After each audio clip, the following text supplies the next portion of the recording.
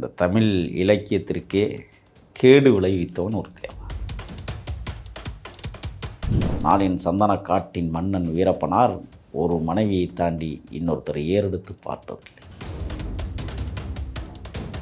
அந்த தந்தங்களை எல்லாம் தமிழக அரசு வெள்ளை அறிக்கையை கொடுத்து வெளியிடுமா? இத்தனை தந்தங்களை 22 ஆண்டு காலம் நாங்கள் எடுத்து வைத்திருக்கிறோம் என்பதை போலீஸினுடைய உளவாளிகள் வீரப்பனாருடைய உளவாளிகளுக்கு நல்லாவே தெரியும். வெட்டுகிற முடியை கூட பூமிக்குள் புதைத்து விட்டு கடந்து போகிற சம்பவம். ஆக வீட்டுக்கும் காட்டுக்கும் எவ்வித தொடர்பும் இல்லாமல் காட்டை மட்டுமே வீடாக பயன்படுத்தி கொண்டதான் வீரப்பனார். காட்டில் எல்லா விலங்குங்க, புலியும் பார்த்தாச்சு, சிறுத்தையும் பார்த்தாச்சு, யானை பாலம் மடங்கு பார்த்தாச்சு, ஒண்டி யானை பார்த்தாச்சு, SLR, AK-47, 303, 410.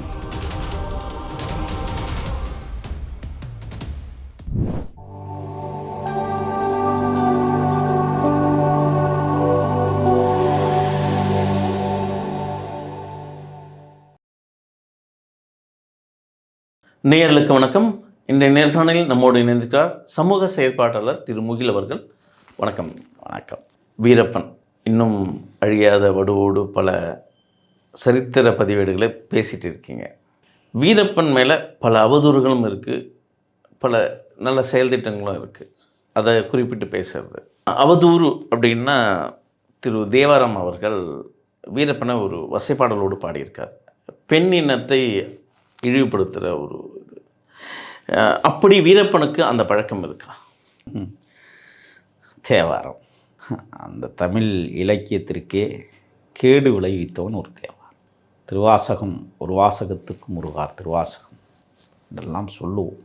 நூற்றுக்கணக்கான தமிழச்சிகளை கற்பழித்த காம கொடூரப்படைக்கின் தலைவன். இன்றைக்கும் பெரியதண்டா என்கிற கிராமத்தில் என் தாய் வாழ்ந்து கொண்டிருக்கிறார். தனிமை இன்றும் அவரை வாட்டியிருக்கிறது. வயதாகிவிட்டது.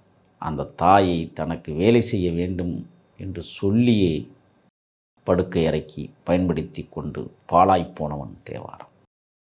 ஆதாரம் இருக்கிறது. அப்படி யார் பெண்களுக்கு எதிரானவன்? வாழ்க்கையில் தன் மனைவியை தாண்டி வேறு எவரையும் தொடாத கோவலன் கூட 2 மனைவியை உருவாக்கி கொண்டவன். என் முப்பாட்டன் முருகன் கூட 2 மனைவியை ஏற்படுத்தியதாக இலக்கியங்கள் சொல்லுகிறது, புராணங்கள் பேசுகிறது. நாளின் சந்தன காட்டின் மன்னன் வீரப்பனார் ஒரு மனைவியை தாண்டி இன்னொருத்தரை ஏறெடுத்து பார்த்ததில்லை. அவர் நினைத்திருந்தால் பார்த்திருக்கலாம். ஆனால் அதுதான் அவர் வாழ்விக்கும் சாபக்கேடாக அமைந்திருக்கும். எந்த இடத்திலும் அப்பழுக்கற்ற கைரேகைகள் கூட அழியாத காவியம் வீரப்பனார்.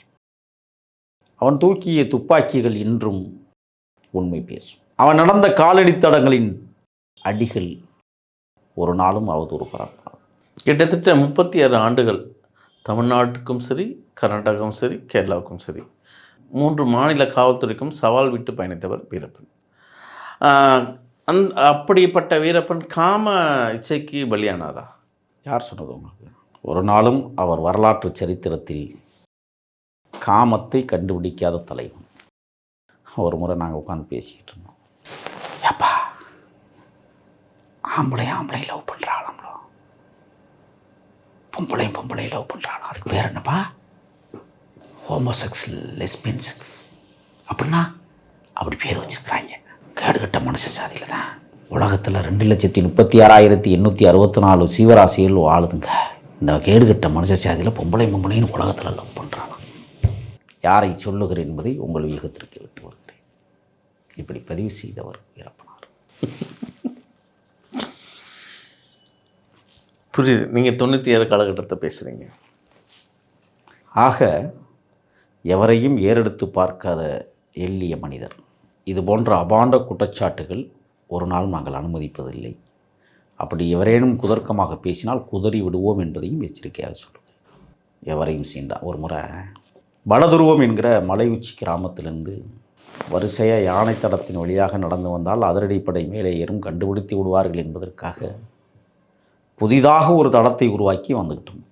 மூங்கில் தொப்பை வெட்டுவதற்காக 2 பெண்கள் மேலே ஏறினதை நாங்கள் பார்த்துட்டோம், அவங்களும் பார்த்துட்டாங்க. கூப்பிட்டாரு, வாங்க.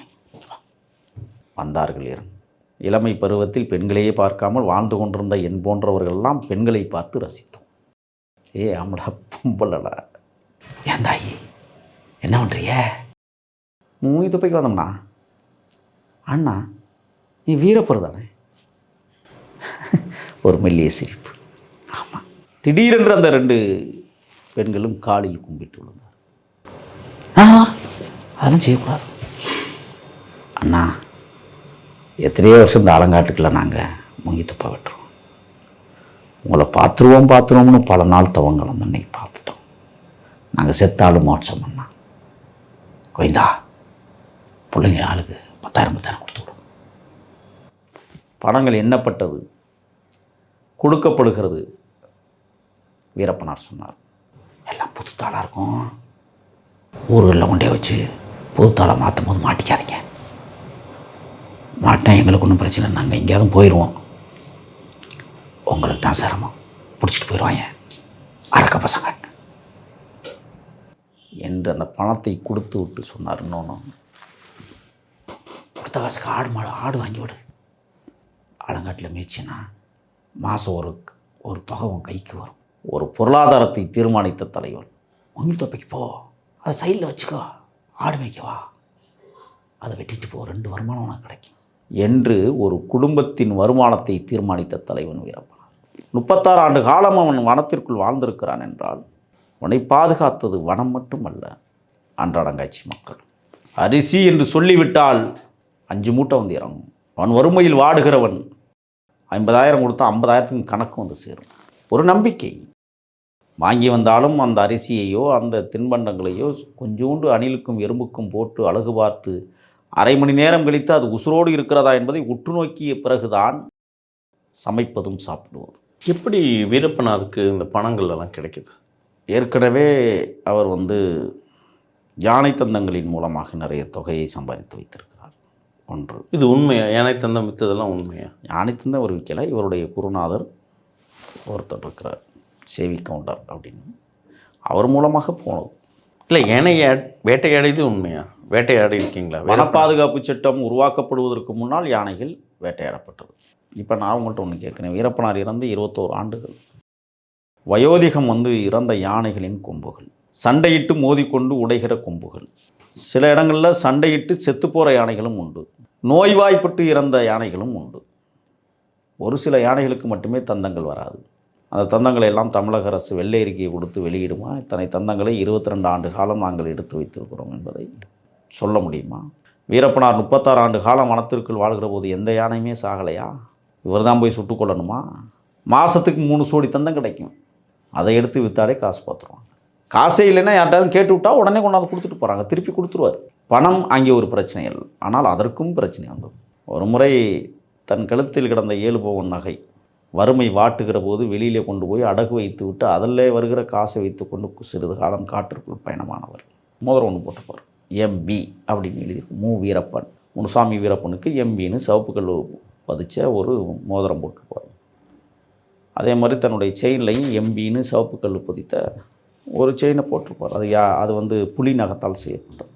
அப்போ வனம் ஒரு பக்கம் அவரை வணங்கியது. காடுகளுக்குள் சண்டையிட்டு கொள்ளுங்கள், ஒரு விலங்கை அடித்துத்தான் இன்னொரு விலங்கு உயிர் வாழும்.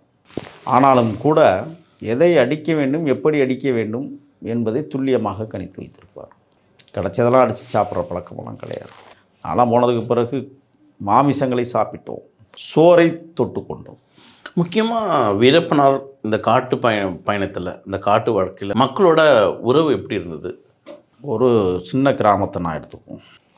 காடுகளுக்குள்ளே இருக்கிற ஒரு சின்ன கிராமத்தை எடுத்துக்காட்டு, தென் துருவத்தை கூட நம்ம எடுத்துக்குவோம், இல்லை சோழகர் தொட்டியை கூட நம்ம எடுத்துக்கலாம். எத்தனையோ கிராமங்கள், 100கணக்கான கிராமங்கள் இருக்குள்ள. முதல்ல அந்த காட்டுக்குள்ளே இருக்கிறவன் ஆடு மாடு மேய்க்கக்கூடியவனாக இருப்பான், இல்லை மூங்கி தொப்பைக்கு வர்றவனாக இருப்பான், இல்லை தேன்வெளிக்கு வர்றவனாக இருப்பான். அவனில் ஒருத்தனை தேர்வு பண்ணுவாங்க. அவன்கிட்ட ஒரு 1000 ரூபா கொடுத்து முதல்ல இதை வாங்கிட்டு வான்னு சொல்லுவாங்க. அவன் நல்லவனாக இருந்தால் உடனே வாங்கிட்டு வந்துடுவான். கெட்டவனாக இருந்தால் அந்த 1000 ரூபாயோடு வரமாட்டான் காட்டுக்குள்ள. வாங்கிட்டு வர்றவனுக்கு முதல்ல அதை 1000 ரூபாய்க்கும் வாங்கிட்டு வான்னு சொல்ல மாட்டாங்க. ஒரு 500 ரூபா பொருளை எழுதி கொடுத்து விட்டு அதை வாங்கிட்டு வாப்பா அப்படிம்பாங்க. மீத காசு இருக்குன்னு எவன் கொண்டாந்து கொடுக்குறானோ அவனை தான் தேர்வு பண்ணுவாங்க. அது ஆழமாக யோசிப்பாங்க, அவனை நோட் பண்ணுவாங்க, அவன் யாரோட தொடர்பில் இருக்கிறான்னு வாட்ச் பண்ணுவாங்க. அதற்கு பிறகு தான் அவன் நமக்கான ஆளுங்கிறதே தேர்வு பண்ணுவாங்க. அதுவரை கம்முன்னு இருந்துருவாங்க. காடுகளுக்குள் இருக்கிற ஒருத்தன் நமக்கு உதவி பண்ணுறான் அப்படின்னா அவன் அண்ணனாக இருப்பான், இல்லை தம்பியாக இருப்பான். அவனுடைய அண்ணன் தம்பியே வந்து அதிரடிப்படையின் உளவு பிரிவு ஆளாக வச்சுருப்பான். அவன் பகலில் காட்டுக்குள்ளே திரிவான், இவன் நைட்டில் காட்டுக்குள்ளே திரிவான். ரெண்டுக்கு வித்தியாசம். இவன் வர்றது அவனுக்கு தெரியாது, அவன் வர்றது இவனுக்கு தெரியாது, அப்படியெல்லாம் இருக்கும். ஆனால் போலீஸினுடைய உளவாளிகள், வீரப்பனாருடைய உளவாளிகளுக்கு நல்லாவே தெரியும் அவன் காட்டுக்குள்ளே சுற்றுறான். செருப்பு போடாமையே சுற்றுவாங்க, காலடித்தடம் கொடுக்காமல் சுற்றுவாங்க, கல்லுலையும் புல்லுலையும் தான் அவன் கால் வைப்பான், பாறைகளில் கால் வச்சு நடப்பான். அவன் நடையே அப்படி கடகடன்னு போயிடுவான். பழக்கம். காலடி தடம் கொடுத்து விடக்கூடாது என்பதிலே கவனமாக இருப்பார்கள். அதேபோல் வீரப்பனார் படையும் காலடி தடத்தை கொடுக்கவே மாட்டாங்க. காலைக்கடனை முடிப்பதற்கு கூட பூனை மாதிரி குழி நோண்டி மலத்தை கழித்து விட்டு மண்ணை போட்டு மூடிட்டு வர்ற காட்சி தான் நடக்கும்.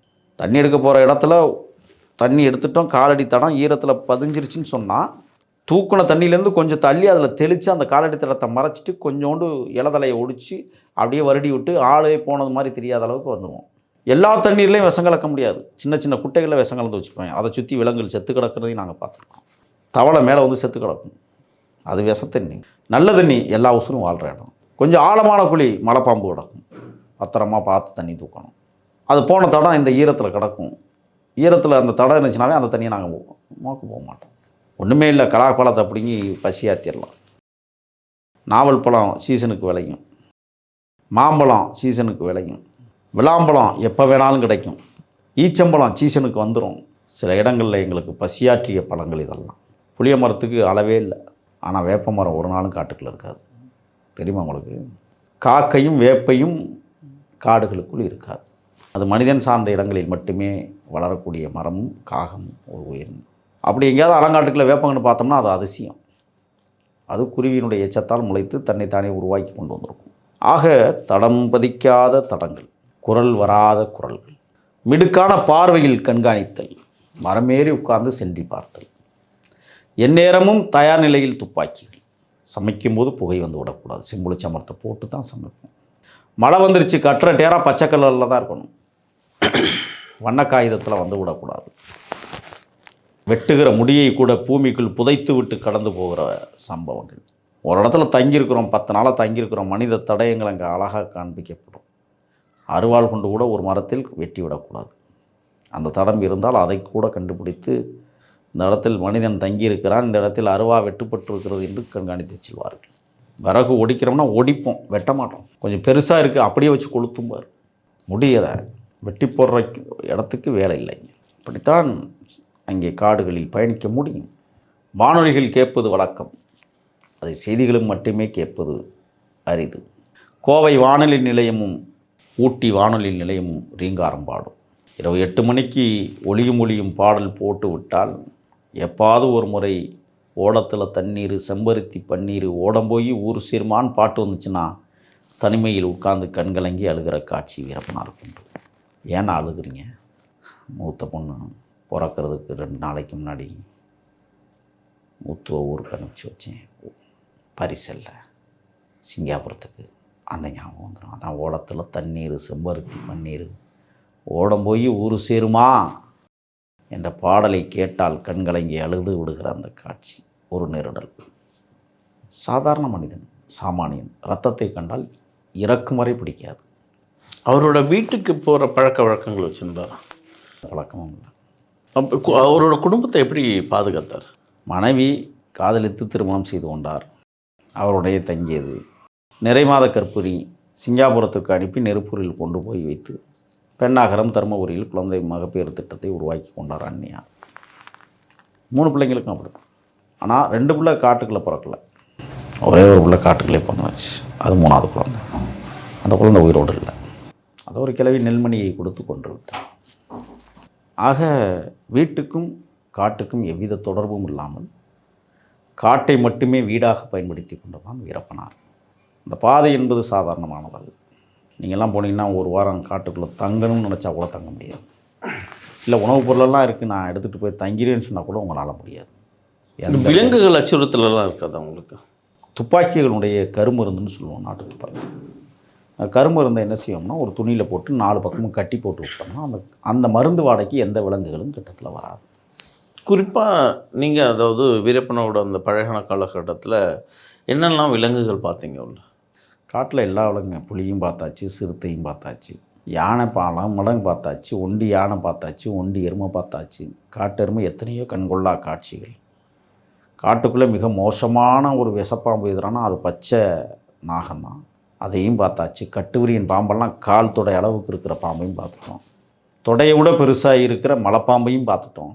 சிங்கங்கள் அல்ல, காண்டாமிருகம் அல்ல, கரடி வலிமையாக இருக்கிறது காடுகளில். அவைகள் எல்லாம் எங்களை பார்த்தாலே கடந்து போக நினைக்கும். ஏன்னா நாங்கள் ஒரு 15 பேர் அப்படி வரிசையாக போகும்போதே, துப்பாக்கியோடு போகும்போதே அது அதன் வேலையை செஞ்சுக்கிட்டே இருக்கும். அதுக்கு நாங்கள் தொந்தரவுலாம் கொடுக்க மாட்டோம், எங்களையும் அது தொந்தரவு பண்ணாது. சாதாரணமாக அந்த காடு மனிதர்களையும் வாழ வைத்தது என்பதற்கு சான்று எங்கள் வீரப்பனார். ஒரு நீண்ட நெடிய நடைபயணமாக இருக்கும். ஒரு நாளைக்கு 30 கிலோமீட்டர் நடக்கும். தோளில் சும்மா தூக்கி ஆகணும் 14 கிலோ, துப்பாக்கி 4.5 கிலோ, தன்னுடைமைகள் ஒரு 2 கிலோ, எல்லாத்தையும் தூக்கிக்கிட்டு மிகப்பெரிய பள்ளத்தாக்கில் இறங்கணும். எல்லாத்தையும் தூக்கிட்டு பள்ளத்தாக்குலேருந்து 7 கிலோமீட்டர் 8 கிலோமீட்டர் உயரம் கொண்ட மலைத்தொடர்களில் ஏறணும். 30 கிலோமீட்டர் ஒரு நாளைக்கு நடைபயணம். உங்களுக்கு இந்த ஆயுதங்கள் எல்லாம் எப்படி கிடைச்சது? எப்படி இப்போது காவல்துறை கிட்ட இருக்கும் நவீன ஆயுதங்கள் தான் இருக்கும், நீங்கள் காட்டுக்குள்ளே இருக்கீங்க, அவங்கள எதிர்த்து போராடுறதுக்கான உங்ககிட்ட அது ஆயுதங்கள் எல்லாம் எப்படி நீங்கள் திரட்டினீங்க, எப்படி கிடைச்சது? யுத்தங்களில் கிடைக்கிற ஆயுதங்களை பயன்படுத்தி கொள்வோம். அப்படி நிறைய யுத்தங்களை இங்கே நடத்தியிருக்காங்க வீரப்பனார்.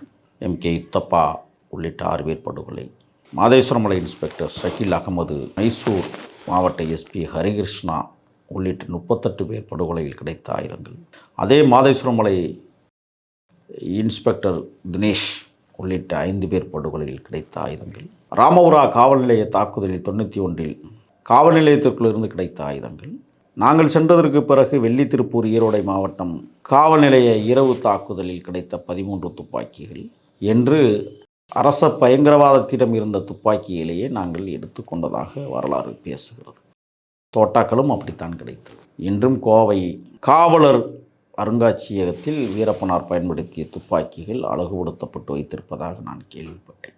SLR, AK-47, 303, 410, double ஃபேரல், single barrel, கையெறி குண்டுகள், MM-16, 18 ரைஃபிள்கள் என்று ஏராளமான ஆயுதங்கள் வீரப்பனாரிடத்திலே இருந்தது. ஆக ஒரு மனிதனை மனமும் பாதுகாத்தது, மக்களும் பாதுகாத்தார்கள், கையில் வைத்திருந்த துப்பாக்கியும் பாதுகாத்தது, அவர் நடந்து கொண்ட ஒவ்வொரு விஷயங்களும் அவரை பாதுகாத்து கொண்டே வந்தது.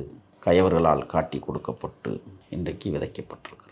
முக்கியமாக இந்த ஆயுதங்களெல்லாம் நீங்கள் வச்சுருந்தாலும் எப்படி உங்களுக்கு பயிற்சி, இதை எப்படி தான் பண்ணணும்னு எப்படி பயிற்சி எடுத்தீங்க? அவருக்கும் எப்படி தான் அது தெரியும்? இல்லை, நாங்கள் ஈழத்தில் பயிற்சி பெற்றவர்கள், இங்கே வந்து பயிற்சி பெறல. ஆகையால் எங்களுக்கு அது கை வந்த கலை. இங்கே புதிதாக வரக்கூடியவர்களுக்கு பயிற்சி பெற்றவர்கள் பயிற்சி கொடுத்தார்கள். அது ரொம்ப எளிமையாக இருக்கும், அன்றைக்கி ஒரு இனிமையாக இருக்கும். ஈழதாயகத்தில் எப்படி என் போராளிகள் வந்து ஒரு மரத்தின் மீது அறையப்பட்டிருக்கிற ஆணியை பார்த்து சரியாக சுட வேண்டும் என்று உத்தரவிடுவாராம் தலைவர். அதே முறையைத்தான் சந்தனக்காட்டிலும் நாங்கள் பயன்படுத்தி கொண்டோம். ஒரு வரலாறு பேசிக்கொண்டே இருக்கிறது. நன்றி. நன்றி.